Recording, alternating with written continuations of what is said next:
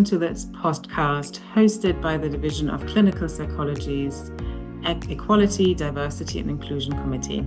I'm Ukuri Kalu and I'm co-hosting this podcast with... Hi, I'm Sophie Doswell. In February 2022, a group of autistic psychologists published a letter in The Psychologist. Now, this letter recognized the many challenges that autistic psychologists are facing, including some of the assumptions that an autistic person can't be a psychologist. The letter also highlighted the many strengths that autistic people bring to the field of psychology.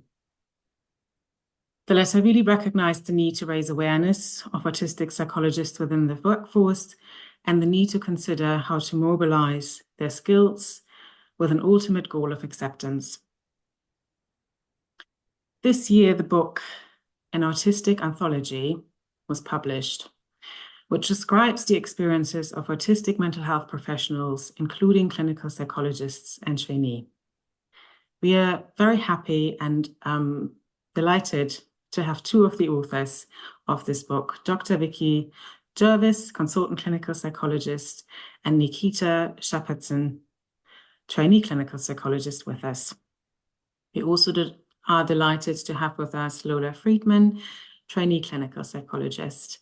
Thank you all very much for coming to talk to us about your experiences of being autistic within the profession. I'm going to start us off with the first question, if that's okay. What does being autistic mean to you? Nikita, can we start with you? Yeah, so I think growing up, it meant feeling overwhelmed a lot of the time and not really understanding why, and not really fitting in and not understanding. And I think I didn't really have the benchmark of other people's experiences, so I didn't necessarily understand that what I was experiencing in terms of sensory input was different to how other people were processing it. That lights weren't that bright for everybody, or sounds weren't that noisy and painful for everyone. Yeah, I think what it means since diagnosis is finding that acceptance and seeing the bigger picture in relation to myself. So understanding why certain things were tricky or different, and unpacking internalized ableism and perfectionism and those standards that I hold myself to that really I've never met but kept trying to, which only made me less happy. And understanding now that it's okay, I don't need to meet those standards, that who I am is okay. And it's reminding myself that my pathway is probably going to be a bit different in life and in training and qualification, and that's okay too. Thank you. Thank you very much. Vicky, can we come over to you? Yeah, sure. And thanks for having me on. I suppose for me, the concept of being autistic has changed over the years. And I think I tend to think of it from maybe a pre-diagnosis and a post-diagnosis perspective. So before I kind of identified with the diagnosis, it was a difference, it was a deficit, it was something to be hidden, it was something that ultimately created shame. Afterwards, I often talk about it much more as being an identity than a diagnosis. I mean, it's still a difference. I'm still different from my neurotypical colleagues, but it's not a deficit necessarily. With the diagnosis, with the identity, there's the options of asking for accommodations that I wouldn't have had before, and also kind of taking that slow road to self-compassion and self-understanding. One of the lovely things for me about being autistic and really sort of relating to that neurotype has been the recognition of strengths. So things like autistic joy, which is wonderful, being able to lose myself in detail, being able to see things and do things perhaps better than some of my colleagues, whilst also accepting the things that perhaps I do worse. And one of the things I do in my work as a psychologist working with a specialist autism team is also dealing with that sense of grief that also does come with the diagnosis, about letting go of that longed for neurotypical you that you've tried really hard to be. So it really is, there's ups and downs, I think, for me. Thank you. And Lola. Hey, I think probably for me it's quite similar to what Vicky and Nikita have both already said. I think for a lot of women, we tend to be diagnosed later. And so there's this contrast between our pre-diagnosis understanding of ourselves, which has quite a lot of years of thinking of ourselves in that way. And then once we have a diagnosis or start thinking about ourselves as autistic, being able to see ourselves more compassionately and meet our needs. I think for me, it was really helpful once I kind of was able to understand myself within that autistic frame, to start to dismantle some of those beliefs that me and the others around me had kind of created, around kind of being stubborn or being selfish, needing to get my own way a lot of the time.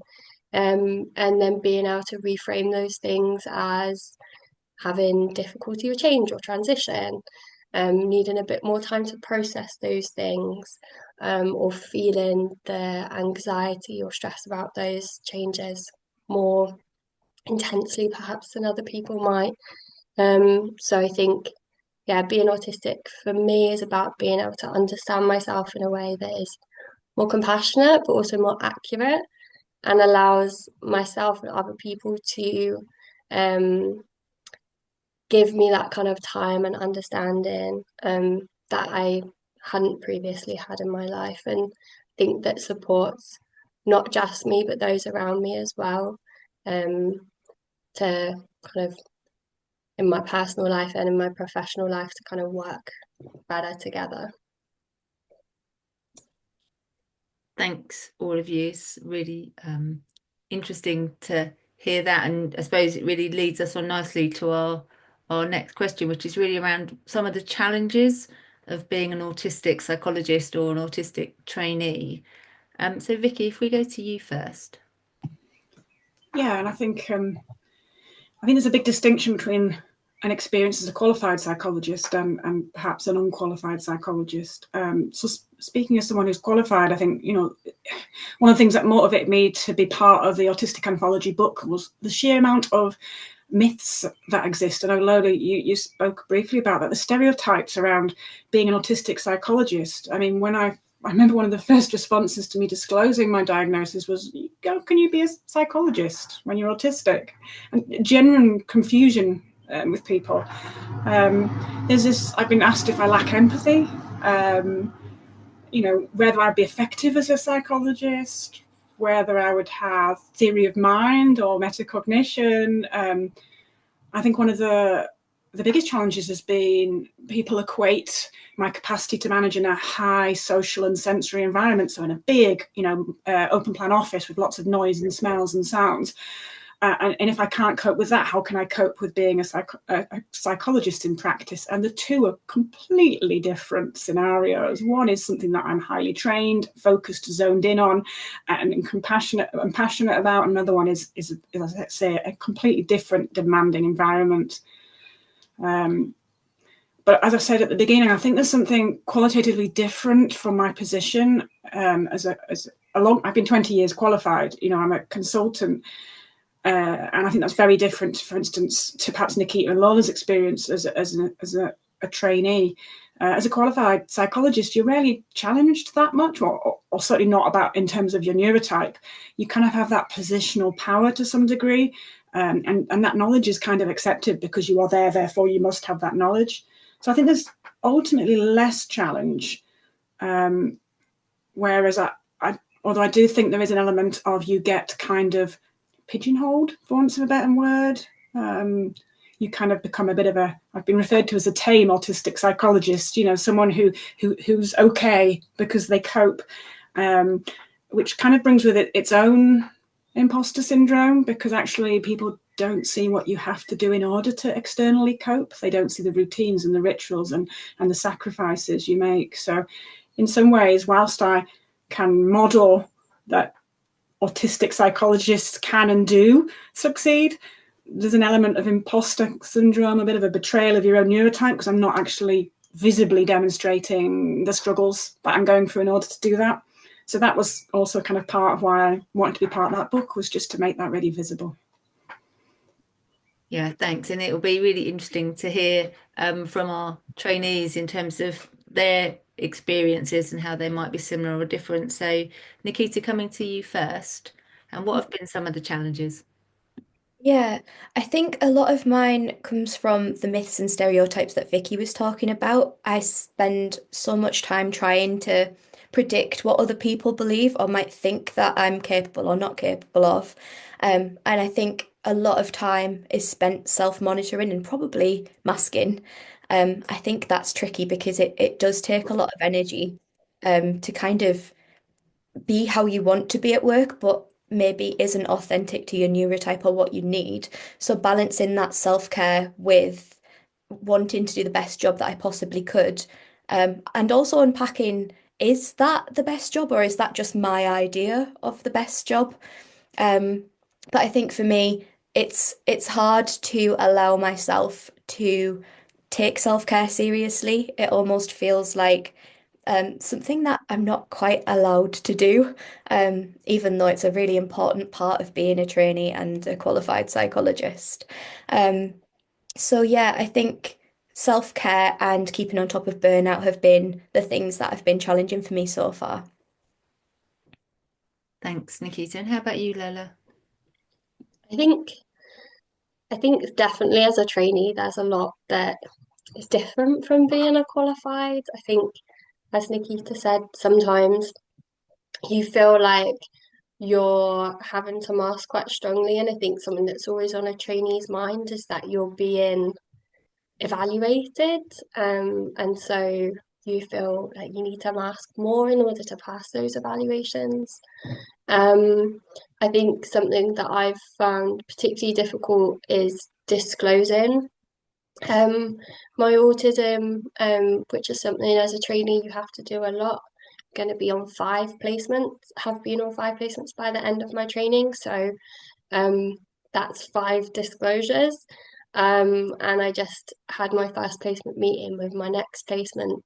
You feel nervous every time, and I find myself trying not to look at their faces because I don't want to really know their immediate reaction. And so that can be quite stressful, but also you don't have very much control over where that information goes within the team. Sometimes that will be shared without your permission. Sometimes it will be shared accidentally. Sometimes it will be done purposefully. And it feels like sometimes an obligation to share that with placement supervisors before you know them or before you feel ready to. So I think disclosing can be really tricky sometimes. But also once you have done that disclosure, having to think about the accommodations that you need in all the different places that you might work in. And I think due to kind of limitations in the NHS, but also limitations because of how training is set up, we can't always use the accommodations that might be most helpful for us. So one of them for me is being around like extra time for deadlines. Sometimes there's not enough time between deadlines to have extra time that's going to make any difference. It's just going to put you behind on working towards your next one. Or in the NHS, sometimes it might be nice to have the same seat every day. But so many of our office spaces are now becoming hot desk situations, which can be really anxiety provoking for autistic colleagues. So, but then it's a bit of a fight to get the accommodation set up for you to have that space that you know will reliably be there for you. So, it's difficult sometimes knowing what is going to be helpful, but also being able to get that help in place for yourself. And I guess that brings us really nicely on to the next question. And Lola, we will stay with you. It is, what has helped you to succeed at work?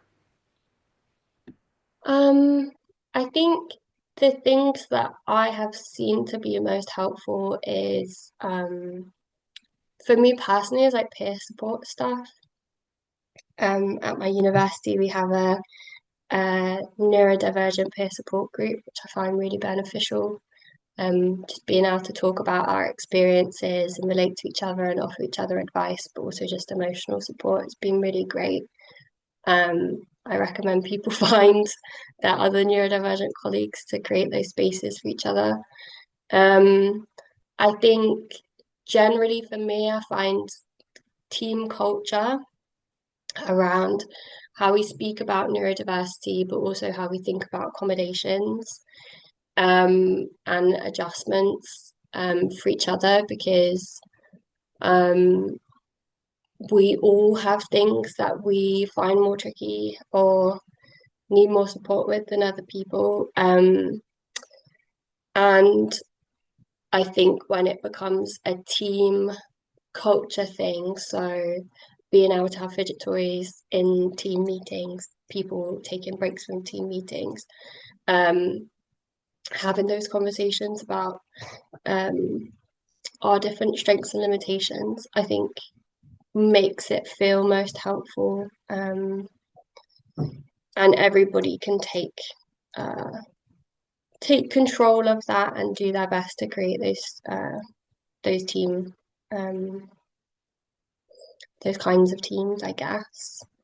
But yeah, I think when it becomes less of a conversation about individuals and more of a conversation about the environments in which we're working in, it's better. I think that I was thinking about this question, thinking about it in terms of what are the things that help you do better at work, as opposed to what are the things about myself that help me do better at work, because I think oftentimes neurodivergent individuals are asked what their strengths are. We're told it's a superpower, or these are our skills that make us really great as psychologists. And for me, that kind of feels like it leans into the ableist kind of attitude that I have to prove my worth, what it is that I can bring the team to make the pain of having me there and providing for my accommodations worth it, justifying how I can be useful. Whereas that's not something that any of my neurotypical colleagues have to do. Those aren't questions that they have to answer. So I think we should be aware of how we're, I suppose, perpetuating those messages that maybe our autistic or otherwise disabled colleagues need to somehow prove their usefulness in our teams. Yeah, thank you, Lola. It's helpful to reflect on that. Nikita, how about you? What are your thoughts about this question, and what's helped you succeed at work? Yeah, I think historically we thought about this question in terms of what are your strengths, and that conversation came up and I shared some of Lola's thoughts. And I do think that sometimes it feels a little bit uncomfortable to talk about strengths because it's justifying why you should exist as a psychologist or a trainee psychologist. But saying that, I think people are more aware of the diagnostic criteria for autism, which is framed in a very deficit-based way. So I think maybe it's less known about the strengths, and it might be important to cover that too. So when I think about the things that have helped me to succeed at work, I think about the way that I process things, which is often taking all of the little pieces of information and using them to build a bigger picture. So some people might talk about that as bottom-up processing, and that really helps with things like formulation because you're taking the pieces of someone's life and you're using them to build a picture of what's going on right now, and how to move forward. I think another thing that helps me to succeed is my interest-based nervous system. So when I'm intensely interested in something, I can spend so many hours just engrossed in it. At the moment, I'm writing a thesis proposal, and it's naturally in an area that I'm really interested in. And the whole document can be 2,000 words. And in a few hours, I had 2,500 just on the introduction. So it's sometimes a blessing and a curse, but it means that work doesn't feel like work, and I can take in a lot of information, and my output can be really good as well. I think strong values and sensitivity to injustice also helps at work because it makes me really attuned to sort of issues of power. I'm thinking about that. I'm reflecting on that a lot. And thinking about how I can advocate for myself and for others. And I think, yeah, reflecting on issues. And when I'm working with clients, not assuming that I'm right, because I think a history of misreading people, it makes me less likely to assume I know what's going on and maybe more likely to ask curious questions that can lead to deep sort of exploratory discussions where we're both kind of just figuring things out together and I'm not really coming at it from such an expert position a lot of the time. So it's sort of a blending of my personal experience that blends with professional skill to sort of enhance the work that I'm doing, I think. Lovely, thank you. And Vicky, finally to you. Oh, it really, I find myself really on the fence with this one because I completely understand there is this compulsion to justify your existence and your abilities all the time, and it must be so hard as a trainee, sort of in that situation. But I'm definitely not a subscriber to the autism as a superpower, or I must have been missed off that particular superhero list when I was given my autistic abilities. But I mean, a part of my journey has been recognizing strengths that I do bring. I do, like Nikita mentioned, I have good pattern recognition skills, which is really helpful when it comes to formulating. Yes, hyper focus. I get fixed. And thankfully, my intense interest is autism, which is my job, which is very handy. I'm quite rational in emotive situations, which in an ever-changing NHS world is kind of quite handy. Attention to detail, and I can usually rapidly process information and synthesize data. I'm unfortunately also missed out on the numbers ability, but I can tend to I'm useful for running through those kind of high-level information, and that's become recognized within my team, within my service, within my trust, which is helpful. Is it a superpower? Absolutely not. Again, put me into a high sensory environment, ask me to socialize, to do that dreaded networking that we can get, and you will see a very different, far more disabled me. But I suppose one of the things at work that's really helped is, I work, as I say, in a specialist autism teams, and we're very neurodiverse as a team, so that's been really helpful. We've learnt about each other's strengths and difficulties, but just curiosity. I think, as I said before, I've had a range of interesting responses to disclosing my autism, and some very supportive ones. But by far, the best has been just the curiosity. What does that mean to you? What's that like for you? What kind of terms do you prefer? And alongside that, I suppose, acceptance of difference. So two-way tolerance is what I talk a lot about with my neurotypical colleagues. They beautifully tolerate my coming into an office, not greeting them and just information dumping all over them about something that I'm excited about. And I will also tolerate just wanting to make a cup of tea and then wanting to make small talk with me about things that I'm not necessarily interested in, but we tolerate each other, and it becomes a kind of a lovely two-way street, really, in that respect. So, yeah. Great. And our last question is really, well, it's not so much a question, but I guess we really wanted to think about autistic psychologists, autistic trainees, and wanted to leave with some messages. So we'll come to each of you in turn, but wanting to ask, what messages would you give to autistic psychologists or trainees? So Nikita, to start with you. I would say that you're needed, you're worthy, and there's so much value that you can bring to the profession. I think sometimes it can feel like it's your responsibility as an autistic person to educate people around you or be the person that people can ask those questions to. And sometimes that gets a little bit heavy, and it's okay to not always feel that you have to be the one to be the voice for autistic people, because that's heavy and not realistic anyway. It's your one experience. And lastly, I think I would say find your people if you can. When I think about the neurodivergent people that I have around me, that support has been really invaluable. Just knowing that there are people that share my experience and that I can talk about these things with, it's really helpful. Great, thank you. Lola, coming to you. I think the more autistic psychologists that we have, the better. There's so much that we do bring to the profession, not just for our colleagues, but for our clients. I think there's so much that we bring to them as well. And I think, yeah, echoing what Nikita just said, finding your people is so, so important. I think it's what helps you keep going when things are hard, and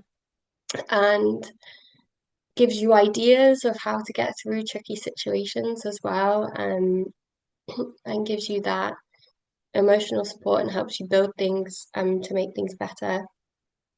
And I would say as well, think about the influence I think you have to change teams and services from the inside. I think oftentimes you will offer a different perspective, and be able to inject, I think, new life and a new sense of understanding into teams and changing how they think about things, thinking about each other and thinking about the service that they provide to the people that they work with. And that's not something that is just for autistic psychologists to do, but I think it's something that we can inspire non-autistic colleagues to do and to think about as well. So yeah, I think what I would say is find the people who can support you with making those decisions. There'll usually be one or two in a team, and you can kind of collaborate with them and think about how you can make things better together. Lovely. And finally, Vicky, what messages would you give to autistic psychologists? Oh, I don't know if it's a message or a mission statement for myself, I don't know, but I just think there's such a need for not just the psychology workforce, but to be more representative and diverse than it currently is. And again, it goes a bit beyond just autistic or ADHD people, but just for lived experience practitioners to bring that quality, to bring that unique perspective, not to be a novelty, but to be valued for that perspective they bring. So I suppose that aside from sort of a rallying cry, I guess my message would be that I know the journey to qualification and post-qualification is a really hard one. You have to camouflage and mask and almost shapeshift to fit in at times, but it's ultimately worth doing for the reasons that both Lola and Nikita have said, because you are valued and you are needed, and your perspective is sorely lacking in our workforce. And I guess I always go back to a long time ago, someone said to me, and I've forgotten who it was, but you have to see it to want to be it. And I guess that stayed with me. And it's one of the things that I keep pushing this agenda forward and being visible, even when it is hard. So I guess that's what makes it ultimately worthwhile. Thank you all very much. I don't think there's any better way than to bring this podcast to an end with all of your messages, but just to say thank you all again for sharing your experiences with us today.